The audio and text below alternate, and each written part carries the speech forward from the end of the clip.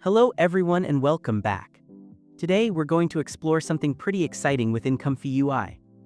We'll be looking at the WAN 2.1 video generation model, which you might already know as one of the most powerful open source video models out there.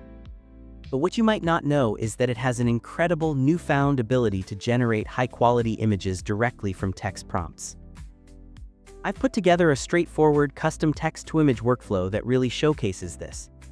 It uses the self-forcing DMD model paired with a lightweight GGUF clip model, which helps speed up generations, especially on devices with lower VRAM. To make things even better, the workflow integrates the WAN 2.1 Lite 2X VLoRa and the WAN 2.1 Fusion X LoRa's. These are key because they significantly cut down the required steps and CFG to as low as 4 to 8 steps and a CFG of 1. This means much faster generation times while still maintaining excellent quality. We'll also toss in a detailer LoRa for that extra touch of sharpness. This whole setup is designed to be accessible. For instance, I'm running it on my laptop with a 6GB RTX 4050, and I can generate 1024x1024 images in less than 30 seconds. While the workflow is compatible with the larger WAN models like the 14B diffusion and quantized GGUF versions, we're going to focus on making this work for as many people as possible. So I'll walk you through the manual setup of the self-forcing WAN variant model in ComfyUI, which could potentially run on devices with as little as 4 GB of VRAM. For those with more powerful needs, I'll also point you to a run pod template that lets you run the larger WAN models on faster cloud GPUs without any fuss. And for my Patreon members, I'm including a special one-click Windows installer along with all the workflows, which will download and set up everything you need to get this running effortlessly. Don't forget to like and smash that subscribe button so you don't miss out on more great AI content. Alright, let's get this set up. We've got a couple of paths you can take depending on your preference.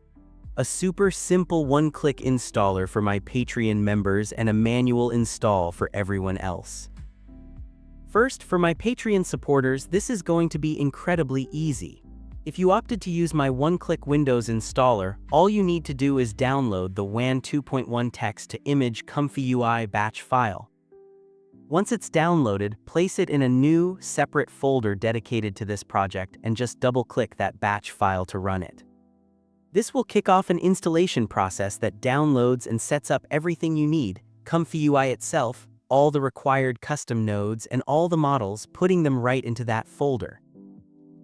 Once the installer finishes its work, you just start up ComfyUI.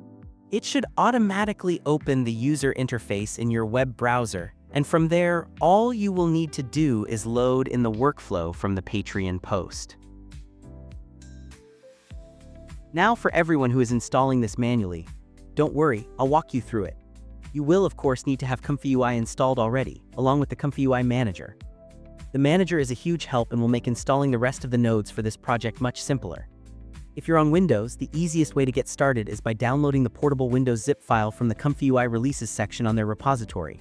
This comes with everything ComfyUI needs to run. Just extract the file and its contents using a file archiver like 7-zip.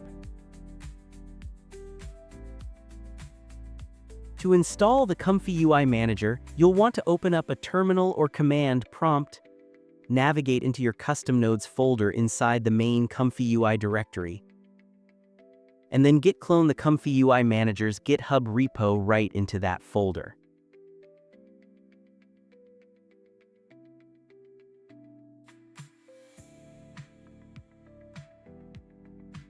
If you're using the portable Windows version, head back to the main ComfyUI directory, the one that contains the Python embedded folder, and run the command I'm showing on screen now. This will ensure all the necessary dependencies for the ComfyUI Manager are installed within the isolated Python environment that comes with the portable version. I will have all of these commands and the repository links in a written installation guide, which you can find linked down in the description. Before we start up ComfyUI, we still need to grab our models. We need the WAN 2.1 self-forcing variant, our efficient GGUF UMT clip model, a few LoRa models, and the VAE model. As always, I'll have these linked in that written guide for you.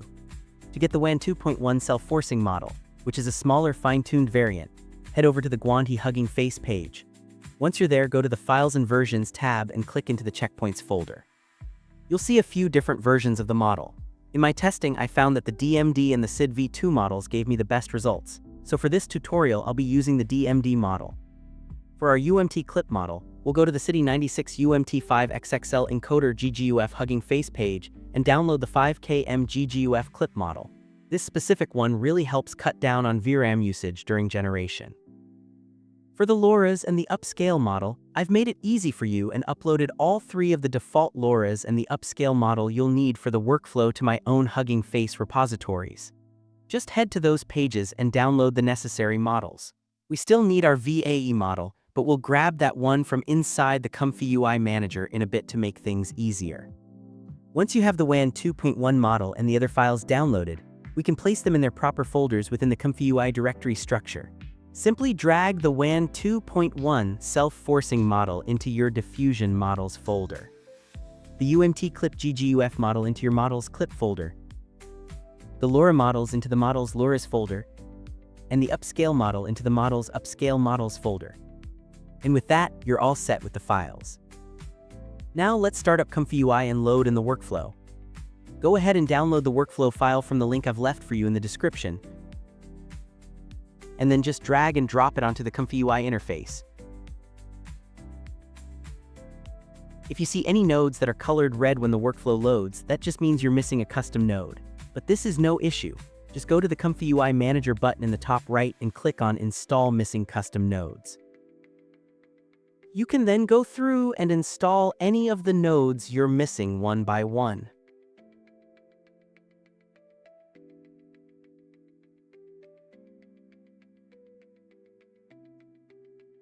While we're here, we can quickly search for our WAN VAE model in the Model Manager. Search WAN VAE in the model search bar and download the model to your device. After everything is downloaded and installed, click the Restart button for ComfyUI to complete the installation and get the new nodes running. Alright, once everything is installed and ComfyUI has restarted, you'll want to quickly check your model nodes to make sure everything loaded properly.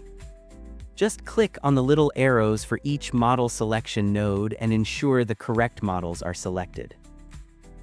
Now this workflow is flexible. If you plan to use a GGUF model instead of a standard diffusion model, you'll need to enable the UNET GGUF loader node first.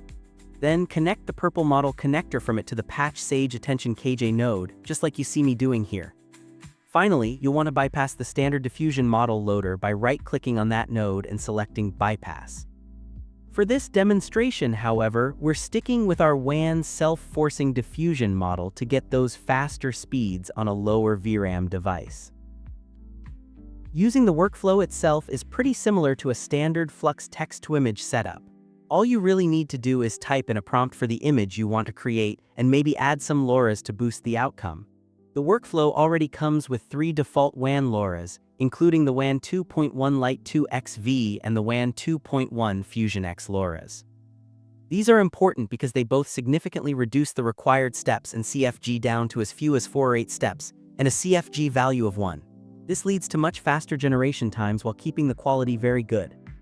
Using both of them together at a lower strength is a good idea, especially if you're using a WAN model that typically requires more steps, as they complement each other quite well.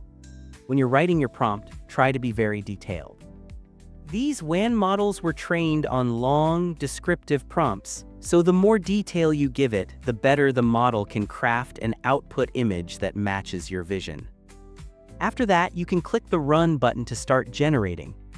I've personally tweaked some of the original settings in the workflow, like changing the sampler to Euler Ancestral and the scheduler to SGI Uniform, as I found these gave some of the best results during my testing. I also added a couple of nodes you might not be familiar with, like the Skip Layer Guidance node. This lets you improve detail in your images by adjusting or skipping guidance at specific layers within the WAN model during the generation process.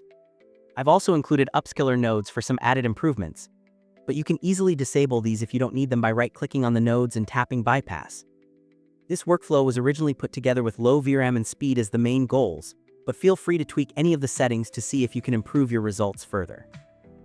You could also try the larger WAN 2.114B Fusion X model, which is arguably the best WAN fine-tune out there right now, which I've heard produces even better image outputs.